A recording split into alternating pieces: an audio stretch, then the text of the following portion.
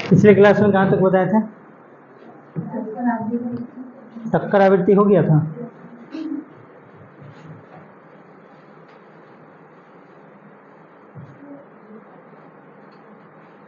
ये नोट कर लिए थे?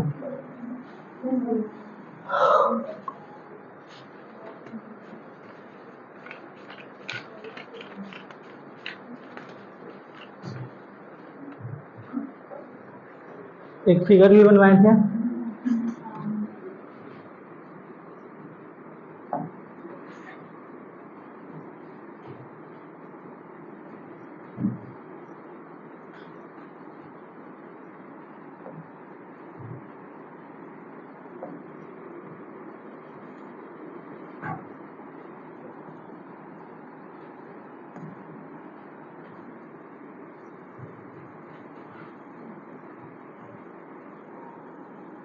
टक्कर आवृत्ति के लिए क्या था? इकाई आयतन में, यही लिखवाए थे, इधर से अभिकारक, इधर से भी अभिकारक।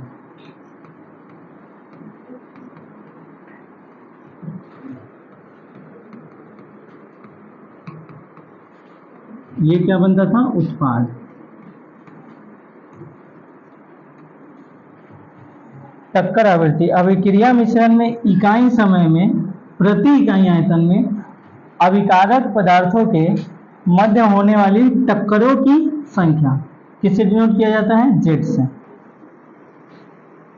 ये जो अभिकारक इधर से मान लेते हैं कोई ए अभिकारक है, इधर से कोई बी अभिकारक है, ये दोनों आएगा, ये प्रति इकाई आयतन हो सकता है 1 मिलीलीटर हो, 1 लीटर हो, 1 सेंटीमीटर क्यूब हो, जो भी आयतन का यूनिट होता है उसके आधार पर। इधर से अभिकारक, इधर से अभिकारक, इकाई समय में 1 सेकेंड में, 1 घंटा में, 1 मिनट में, इकाई समय में जो अभिकारक, दोनों अभिकारक यहाँ आएगा और जितने टक्करों की संख्या होगी वही क्या कहलाएगा? टक्कर आवृत्ति। वही क्या कहलाता है? टक्कर आवृत्ति। आवृत्ति। किसी को कोई दिक्कत नहीं होना चाहिए। जैसे एग्जाम्पल कल नहीं लिखवाए थे, एग्जाम्पल के रूप में एनटीपी, इतना तक तो नोट कर चुके हैं, लिखिए एग्जाम्पल लेकर के। एनटीपी पर किसी अभिक्रिया में, एनटीपी पर किसी अभिक्रिया में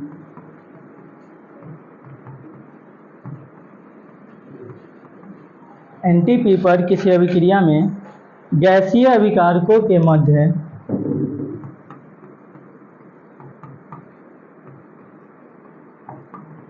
गैसीय अभिकारकों के मध्य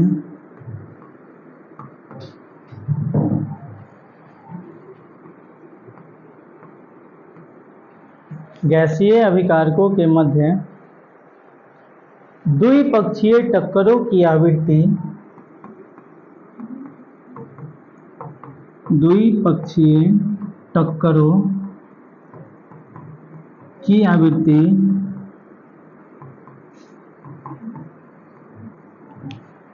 द्विपक्षीय टक्करों की आवृत्ति 10 के पावर 25 से 10 के पावर 28।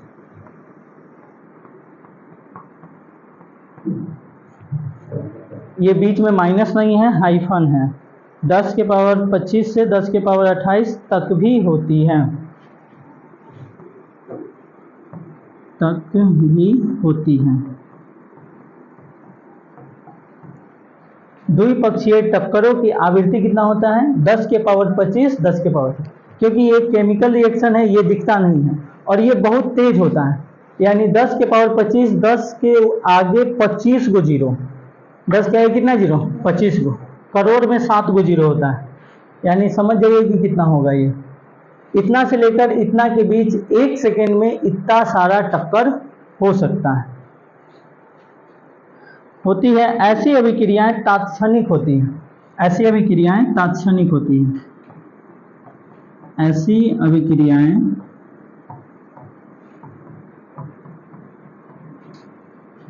तात्क्षणिक होती हैं, तात्क्षणिक।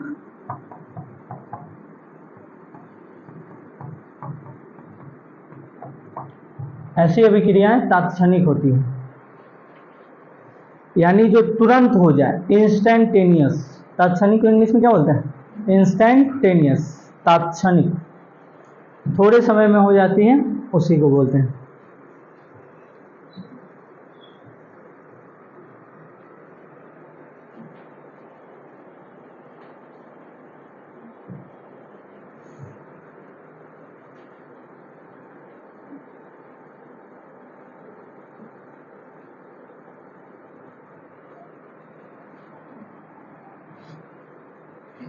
इधर बनाते हैं,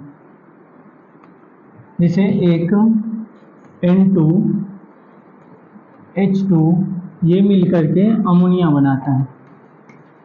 ये भी गैस, ये भी गैस के अणु है, ये भी गैस के अणु। बैलेंस करने के लिए आप यहाँ पर 2 लगा सकते हैं, यहाँ पे 3 लगा सकते हैं। ठीक है, बैलेंस हो गया। देखो, नाइट्रोजन नाइट्रोजन, ये दोनों नाइट्रोजन जो परमाणु अवस्था में है, अणु अवस्था में आ जाएगा। ये नाइट्रोजन का क्या है? अणु है। ये इधर से, ये हाइड्रोजन और हाइड्रोजन जो परमाणु अवस्था में है वो भी किस में आ जाएगा? अणु अवस्था में। ये भी यहाँ से आएगा। फिर हाइड्रोजन के कितने अणु? 3 गो। हाइड्रोजन का कितना अणु? 3 गो। ये तीनों आकर के एक साथ टक्कर करेगा। एक नाइट्रोजन का अणु और 3 गो हाइड्रोजन का अणु, इन सब का एक साथ में क्या होगा? टक्कर होगा। और जब ये टक्कर होगा उसके फलस्वरूप क्या बनेगा? अमोनिया बनेगा। क्या बनेगा? अमोनिया बनेगा। उसके फलस्वरूप अमोनिया बनेगा।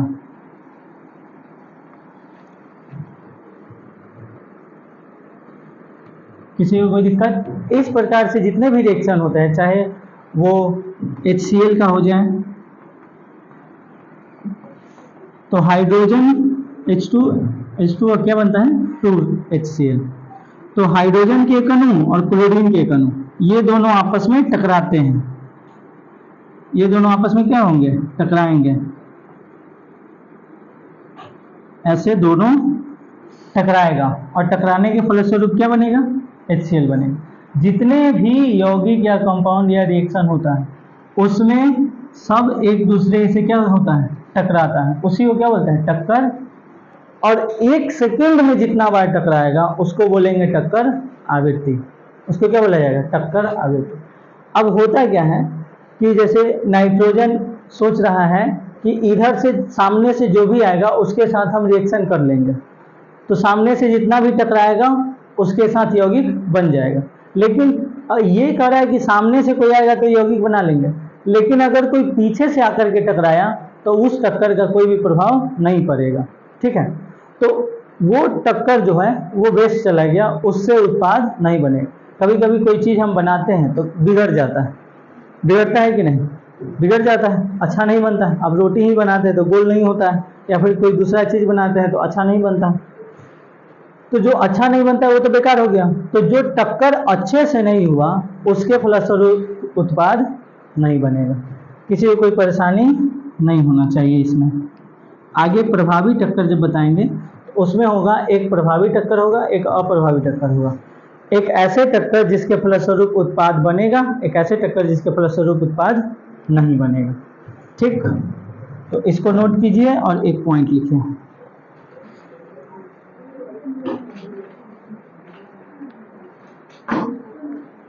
हाँ, सबको नोट करना है।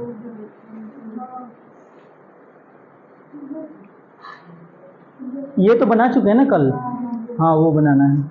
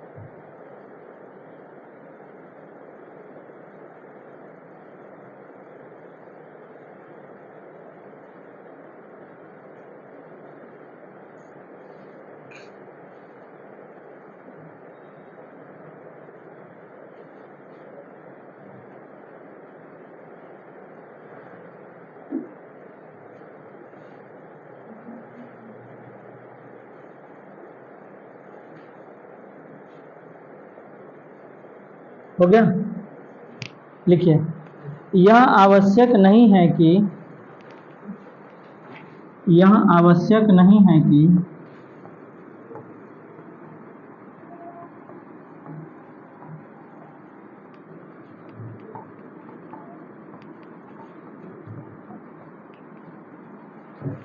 यह आवश्यक नहीं है कि अभिकारकों के मध्य होने वाली टक्करों से उत्पाद बने।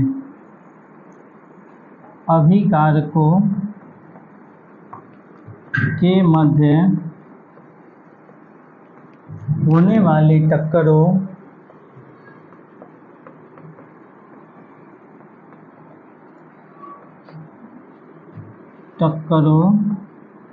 से उत्पाद बने।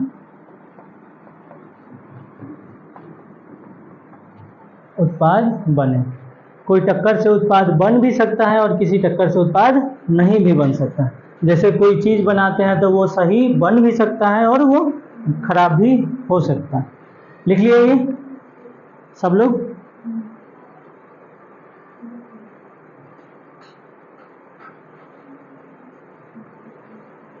हो गया।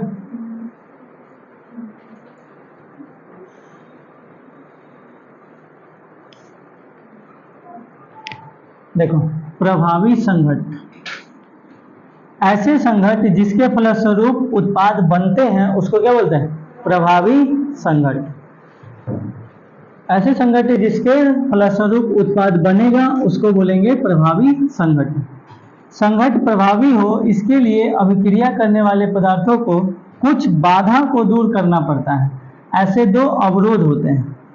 जैसे मानिए कि कोई वस्तु हमको बनाना है, तो उस वस्तु को बनाने में बहुत सारे परेशानियों का सामना करना पड़ता है। अब क्या क्या परेशानी? जैसे अगर रोटी बनाना है तो रोटी बनाने से पहले परेशानी ये है कि आटा सानना होगा, और आटा सानने में सबसे बड़ी दिक्कत ये होता है कभी पानी कम रखा था, कभी अब ज़्यादा रखा गया तो बनेगा नहीं। तो इस तरह से कुछ परेशानी होती है। तो जिससे उत्पाद बनेगा उसको बोलेंगे प्रभावी संघट। संघट जो होगा, जरूरी नहीं है कि हर एक संघट से उत्पाद बने, किसी किसी संघट से उत्पाद नहीं बनेगा।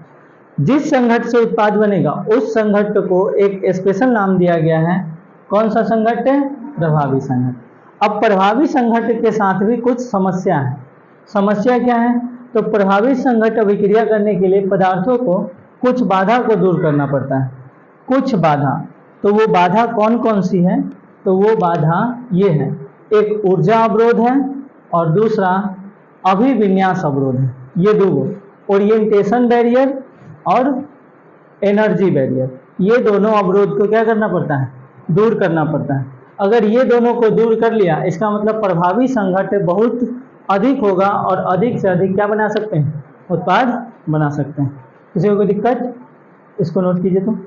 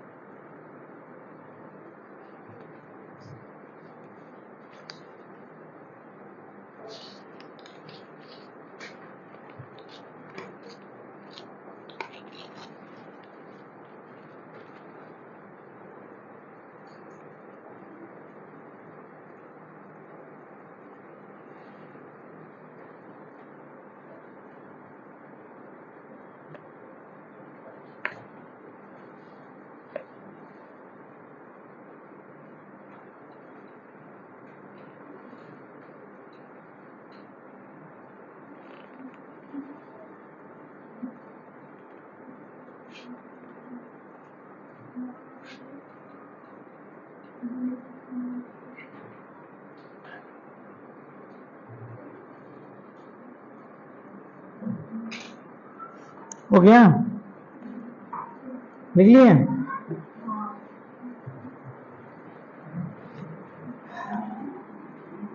ऐसे संगठित जिसके फलस्वरूप उत्पाद बनते हों उसको क्या बोलते हैं? प्रभावी संगठन। इसके लिए कुछ अवरोध है। पहला अवरोध ऊर्जा अवरोध। अभिकारकों के मध्य होने वाली संघट्ट को प्रभावी बनाने के लिए अभिकारकों में एक न्यूनतम ऊर्जा होनी जरूरी है। जो अभिकारक है और जो उत्पाद बनेगा, तो कोई जो टक्कर होगा उसके पास एक न्यूनतम ऊर्जा होना चाहिए। जैसे अगर आपको कोई वस्तु बनाना है तो उसके लिए, उस वस्तु बनाने के लिए जो आवश्यक चीजें हैं वो आपके पास होनी चाहिए। तो जो अभिकारक है उसके पास न्यूनतम ऊर्जा होना चाहिए। अब अगर हम बोल रहे हैं, पढ़ा रहे हैं, तो हमारे पास बोलने की क्षमता के लिए जितना बोलने में एनर्जी लगता है उतना एनर्जी तो कम से कम होना ही चाहिए। नहीं होगा उतना एनर्जी तो नहीं बोल पाएंगे। तो वही अगर उत्पाद बनाना है तो कम से कम जितना आवश्यक होता है ऊर्जा अभिकारकों के पास उतना ऊर्जा होना चाहिए। अगर उससे कम ऊर्जा है तब नहीं बना पाएंगे। तो किसी किसी को पास बहुत कम ऊर्जा होता है, वो नहीं बनता है, इसलिए उसको क्या किया जाता है? गर्म किया जाता है और ऊर्जा दिया जाता है, तब वो अभिक्रिया करने लगता है, उत्पाद बनाने लगता है। उस ऊर्जा को क्या बोलते हैं? देहली ऊर्जा। इंग्लिश में बोलते हैं थ्रेशोल्ड। देहली को इंग्लिश में क्या बोला जाता है? थ्रेशोल्ड। आपको 11th में बताए होंगे देहली आवृत्ति और देहली तरंग दैर्ध्य। न्यूनतम आवृत्ति को देहली आवृत्ति बोलते हैं और न्यूनतम तरंग दैर्ध्य को देहली तरंग दैर्ध्य बोलते हैं। इंग्लिश में बोलते हैं थ्रेशोल्ड। यहाँ पर क्या है? तो थ्रेशोल्ड एनर्जी है, ऊर्जा, एनर्जी। जो न्यूनतम ऊर्जा आवश्यक होगा उसी को क्या बोलेंगे? Threshold energy. इसमें परेशानी नहीं होना चाहिए किसी को। ठीक है, एक फिगर बनाना है। पहले नोट करोगे? कर लो, पहले नोट ही कर लो, नोट करो।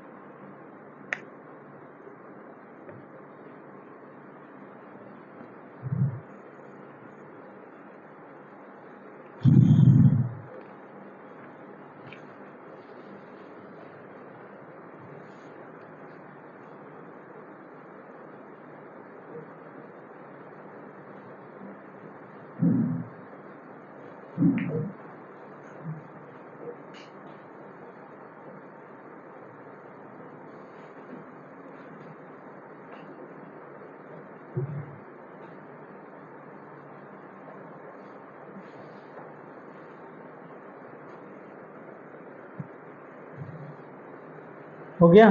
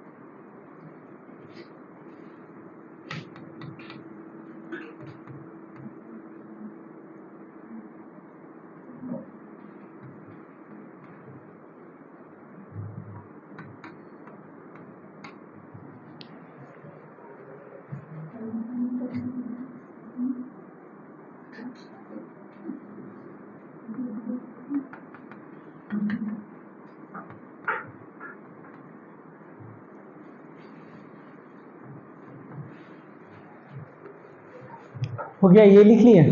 देखो शुरुआत में अभिकारक की ऊर्जा यहाँ पर थी, यहाँ पर 0 है, अभिकारक की ऊर्जा यहाँ है, इस पर बनेगा उत्पाद। अभिकारक की ऊर्जा शुरुआत में यहाँ है A प्लस बी, जिस समय A प्लस बी के पास जितना ऊर्जा है उतना ऊर्जा से ये उत्पाद नहीं बना सकता। तो इसकी ऊर्जा को बढ़ाने के लिए हम इसको किए गरम, गरम करते जा रहे हैं, ऊर्जा देते जा रहे हैं, ऊर्जा देते गए, एक समय ऐसा आया कि ये पहुंच गया ई नॉट पर, यानी थ्रेशोल्ड एनर्जी पर। जब थ्रेशोल्ड एनर्जी पर पहुंच गया तो ये उत्पाद बनाने लगा। अब इसको ऊर्जा देने की आवश्यकता नहीं है, ये अब अपने काम लायक ऊर्जा खुद जनरेट कर लेगा। अब यहाँ से क्या है, ये उत्पाद बनाएगा और उत्पाद के साथ ऊर्जा को क्या करेगा, रिलीज करेगा, और इतना ऊर्जा रिलीज करेगा जितना आप दिए थे उससे ज़्यादा ऊर्जा ये क्या कर देगा, निकाल देगा। तो जिस समय यह अभिक्रिया नहीं हो रहा था, उस अभिक्रिया को कराने के लिए जो ऊर्जा की मात्रा दिए हैं उसको बोलते हैं डेल्टा ई, और उस पॉइंट पर क्या बोलते हैं, ई नॉट दहली ऊर्जा। इसमें काफ़ी कंफ्यूजन ये होता है कि डेल्टा ई को ही क्या समझ लेते हैं, ई नॉट समझिए। जैसे मान लेते हैं यहाँ पर 0 जूल का ऊर्जा है, यहाँ पर 10 जूल का ऊर्जा हुआ, यहाँ पर आते आते हो सकता है कि 50 जूल का ऊर्जा हुआ। तो ये 50 जूल वाला जो पॉइंट है ये कहलाएगा दहली ऊर्जा, और 10 से लेकर 50 के बीच में जो 40 जूल हम ऊर्जा दिए हैं ये दहली ऊर्जा नहीं है। इस पीक पॉइंट को, सबसे ऊंचे वाले पॉइंट को दहली ऊर्जा बोलते हैं, ना कि दहली ऊर्जा पर पहुंचाने में जितना ऊर्जा दिए हैं उसको। ठीक है, इसको बोलते हैं ई ए, एक्टिवेशन एनर्जी। क्या बोलते हैं, एक्टिवेशन एनर्जी, ई ए। हिंदी में उसका नाम ध्यान में नहीं आ रहा है, ई ए होता है। यहाँ पर जो डेल्टा ई लिखे हैं ये क्या होता है, ई ए होता है, एक्टिवेशन एनर्जी। किसी अभिक्रिया को शुरू कराने के लिए जितना ऊर्जा देना होता है उसी को क्या बोलते हैं, एक्टिवेशन एनर्जी। अभिकारक को एक्टिव करने के लिए जितना ऊर्जा चाहिए वही क्या कहलाएगा, एक्टिवेशन एनर्जी। तो इसमें कंफ्यूजन नहीं होना चाहिए, एक्टिवेशन एनर्जी अलग है और थ्रेशोल्ड एनर्जी अलग है। उस पीक पॉइंट को क्या बोला जाएगा, थ्रेशोल्ड एनर्जी, और उस पीक पॉइंट पर पहुंचाने में जितना ऊर्जा लगेगा उस ऊर्जा को बोलेंगे एक्टिवेशन एनर्जी। किसी को कोई दिक्कत नहीं होना चाहिए, एक्टिवेशन एनर्जी।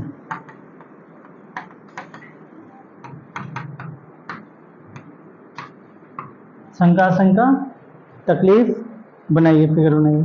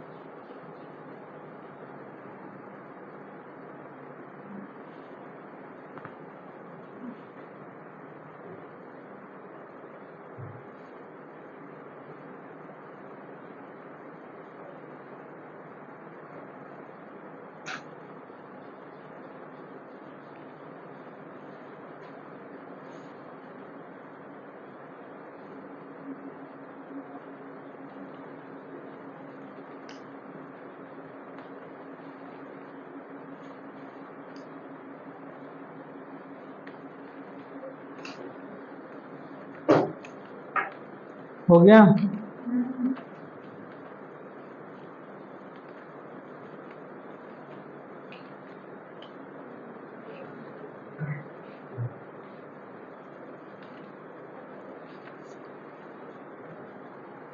एक्टिवेशन एनर्जी को हिंदी में सक्रियन ऊर्जा बोलते हैं, सक्रियन। ठीक है, एक्टिवेशन सक्रिय होने के लिए।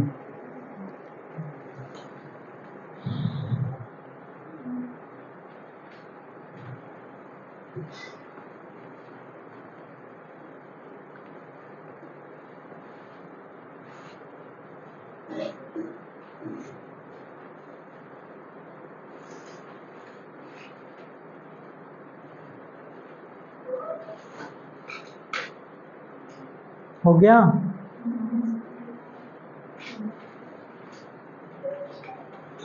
जल्दी करो।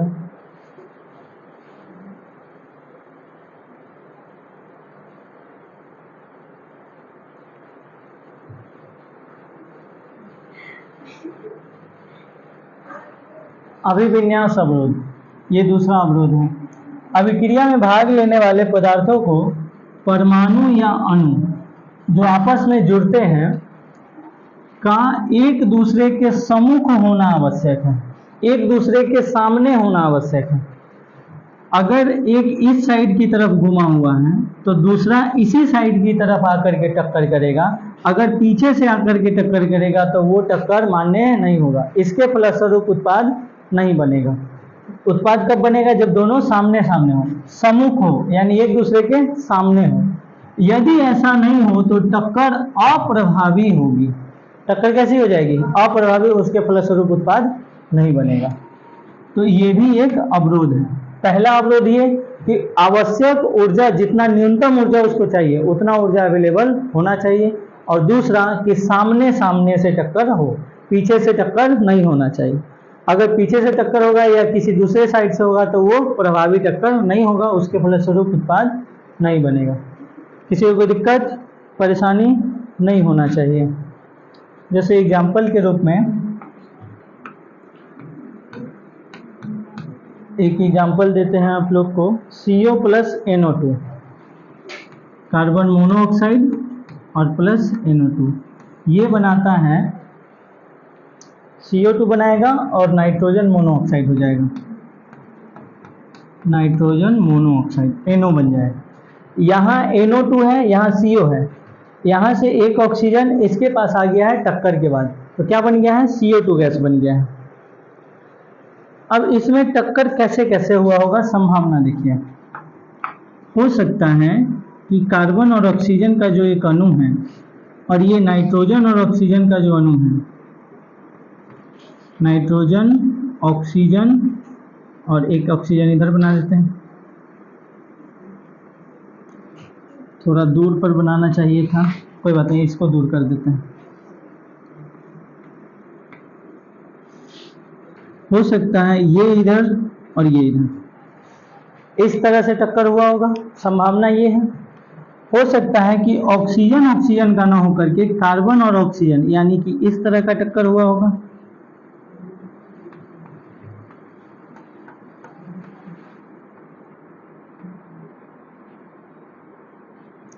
इस तरह का हुआ होगा, ऑक्सीजन ऑक्सीजन का हुआ होगा, या फिर कार्बन ऑक्सीजन का हुआ होगा। ये दो को संभावना है कि नहीं? बताइए, या तो ऑक्सीजन ऑक्सीजन का या तो कार्बन ऑक्सीजन का, या फिर एक और संभावना है कि ऑक्सीजन के साथ ना हो करके किसके साथ? नाइट्रोजन के साथ हुआ हो। एक और संभावना ये है कि ये ऐसे ना बन करके ऐसे बना हो, इस तरह से, और यहाँ पर कार्बन हो, यहाँ पर ऑक्सीजन हो। इस तरह की संभावना है कि ऑक्सीजन के साथ ना हो करके किसके साथ हुआ हो? नाइट्रोजन के साथ। तो ऑक्सीजन यहाँ CO है और यहाँ पर CO2 है, तो ये तभी संभव है जब इस ऑक्सीजन का इस ऑक्सीजन के साथ होगा टक्कर, यानी कि ये ऑक्सीजन ऑक्सीजन के साथ, इसके फलस्वरूप उत्पाद बनेगा। यहाँ पर कार्बन ऑक्सीजन के साथ जुड़ रहा है, कौन जुड़ रहा है? कार्बन ऑक्सीजन के साथ जुड़ रहा है, तो कार्बन ऑक्सीजन के साथ, और इसमें भी एक ऑक्सीजन बढ़ा है, तो ये भी संभावना सही है। कार्बन के साथ ऑक्सीजन जुड़ जाए या फिर ऑक्सीजन के साथ ऑक्सीजन जुड़ जाए, दोनों केस में CO2 बनेगा। लेकिन अगर ये नाइट्रोजन के साथ टक्कर होगा तो ये टक्कर किसी काम का नहीं है, ये टक्कर किसी काम का नहीं है, क्योंकि CON नहीं बनाना है, CO2 बनाना है। ठीक है, तो इस टक्कर के फलस्वरूप उत्पाद नहीं बनेगा, बाकी इन सभी टक्कर के फलस्वरूप उत्पाद बनेगा। किसी को कोई दिक्कत परेशानी? इसको बनाइए, अगले पेज पे एक और एग्जांपल देते हैं।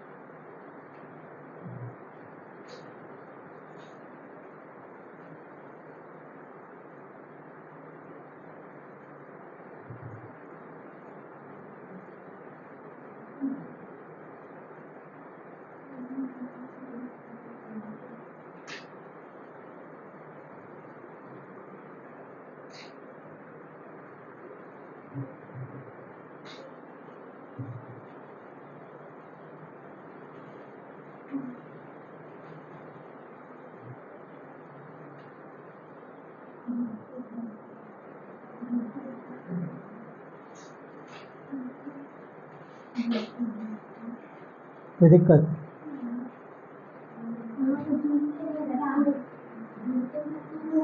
अभिक्रिया में भाग लेने वाले पदार्थों को परमाणु या अणु जो आपस में जुड़ते हैं, वहां पे का नहीं उसका होता। कौन?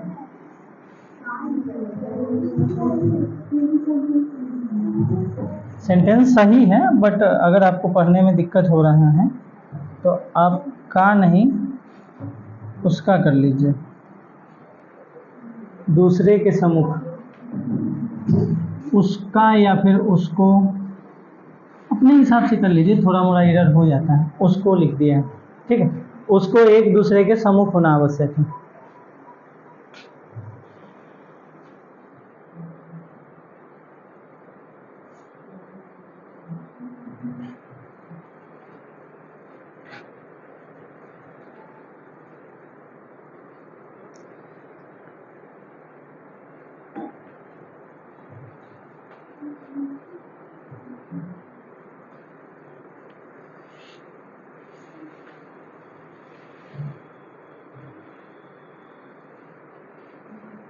हो गया?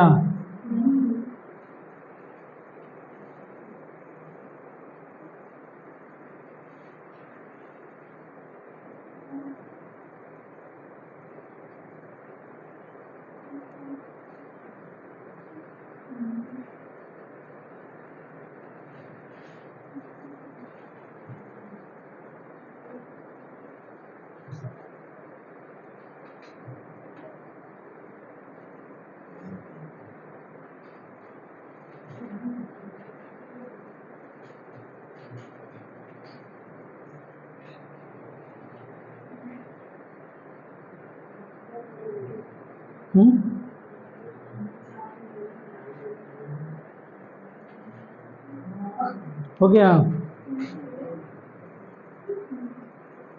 पानी है?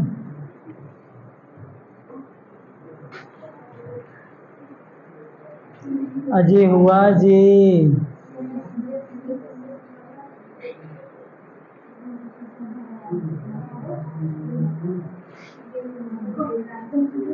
हो गया?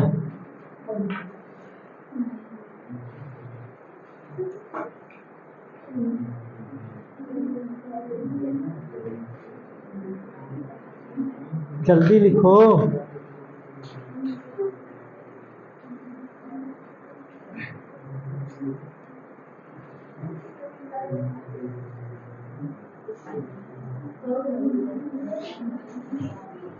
देखो, जैसे एक दूसरा एग्जांपल, CH3I, इसको बोलते हैं आयोडोमीथेन। नाम क्या है? आयोडोमीथेन। ब्रोमीन लग जाता तो ब्रोमोमीथेन, आयोडीन लग गया तो आयोडोमीथेन, क्लोरीन लगेगा तो क्लोरोमीथेन, फ्लोरीन लगेगा तो फ्लोरोमीथेन। KOH से जब इसका रिएक्शन कराते हैं तो ये बनता है KI, ये बनेगा KI और प्लस CH3OH, मेथेनॉल। उसको क्या बोलते हैं? मेथेनॉल। इसका नाम है potassium iodide, methanol, potassium iodide. इसका तो पता है पोटेशियम हाइड्रोक्साइड, इसको क्या बोलते हैं? आयोडोमीथेन, आयोडोमीथेन। अब देखिए होता क्या है कि ये जो CH3 है, ये कार्बन बीच में 1 2 3 को हाइड्रोजन ऐसे लगा हुआ है, एक तो आयोडीन लगा हुआ है। ये जो KOH है,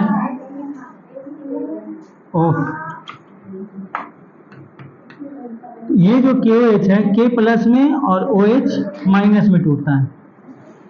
अब ये OH जब आता है, इसको इधर करके लिखते हैं ऐसे, इधर से OH माइनस और इधर K प्लस। जब ये OH माइनस आता है इसके पास कि हमको रिएक्शन करना है कार्बन से, तो ये आता है तो आयोडीन कहता भागता है कि नहीं इधर से भागो, क्योंकि आयोडीन खुद व खुद क्या है? निगेटिव। और ये किसी दूसरे निगेटिव को जैसे ही पास में आएगा वैसे क्या करेगा? प्रतिकर्षण करेगा और ये भगा देगा, H400 की तरह मार के गिरा देगा OH माइनस को। तो ये OH माइनस इधर से आएगा तो ये टक्कर प्रभावी टक्कर नहीं होगा, कैसा हो जाएगा, अप्रभावी टक्कर, इसके फलस्वरूप उत्पाद नहीं बनेगा। तो अब OH क्या कहेगा, अब हम इधर से आई तो नीचे से या फिर ऊपर से, आयोडीन के साइड से नहीं आएगा। तो जब आयोडीन के साइड से आएगा तब ये उत्पाद बना सकता है। और जैसे ही ये कार्बन OH माइनस के साथ जुड़ेगा तो एक मध्यवर्ती बनेगा, नीचे जगह नहीं है इधर लिख देते हैं। एक मध्यवर्ती के रूप में ऐसे बनता है कि ये जो कार्बन है OH के साथ OH माइनस बनाया है, इधर H, इधर H, इधर H और इधर I है। ये एक ही समय पर दर्शाया जा रहा है कि इधर का आयोडीन टूटने को है और इधर वाला OH जुड़ने को है। ये OH इधर से आ रहा है, कार्बन के साथ जुड़ रहा है, कार्बन पर प्लस चार्ज होता है, लगभग थोड़ा सा डेल्टा पॉजिटिव होता है, तो इस पर पॉजिटिव इस पर नेगेटिव, ये जुड़ने को है इधर से, तो जैसे ही ये जुड़ेगा वैसे ही आयोडीन क्या हो जाएगा, यहाँ से हट जाएगा और इसके पश्चात क्या बनेगा, तो CH3OH बन जाएगा और ये I बेचारा यहाँ से निकल करके किसके पास चला जाएगा, पोटेशियम के पास चला जाएगा। किसी को कोई दिक्कत? तो अगर आयोडीन के साइड से आएगा तो ये टक्कर किसी काम का नहीं है, ये प्रभावी टक्कर नहीं होगा। आयोडीन के विपरीत दिशा से आना चाहिए, या तो इधर से आ जाए या तो ऊपर से आ जाए। किसी को कोई दिक्कत? समझ में आयो? तो इसी के फलस्वरूप क्या बनेगा, उत्पाद बनेगा। और इधर से अगर टक्कर हुआ तो ये किसी काम का नहीं होगा, उत्पाद नहीं बनेगा। और यहाँ जो ये बीच में बना है इसको बोलते हैं मध्यवर्ती।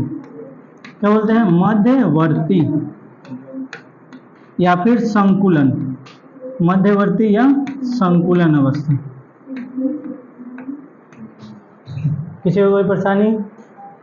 आज के लिए इतना ही, नोट कर लीजिए, बाकी अगले क्लास में। थैंक यू, धन्यवाद, जय Hind. Like share comment and subscribe.